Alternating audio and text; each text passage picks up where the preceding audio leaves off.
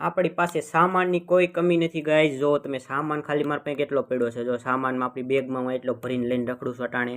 ક્યોંકि હું ગુલાબી રૂમ ખોલવા ગયો તો ત્યાંથી મને એટલો સામાન જડ્યો છે. એ આપણા બેકપેકમાં પડ્યો છે અટાણે. જો ગનું એટલી છે, પછી સાયકલ છે, જો હેલ્મેટ એક ઉપાડતો એવો હોતો એનું, અને એક મોટો ફર્નેસ જડી ગયો છે. એ હોતે આપણે ભેગો લઈને રખડી છીએ. આ બોક્સમાં જો તમે કાર્ડ ગુલાબી પડ્યા છે, બ્લુ કાર્ડ પડ્યા છે, ગ્રીન કાર્ડ પડ્યા છે બે. પણ હવે ગ્રીન કાર્ડની જેમ કે આપણે જરૂર નથી. સીડી એટલી પડી છે આપણી પાસે. સીડી લગાડી ક્યાં જાય, ઉઠી આસમાનમાં પૂગી જ થાય હોય એટલી સીડી પડી છે આપણી પાસે. સીડીની તો બહુ જરૂર નથી આપણી પાસે.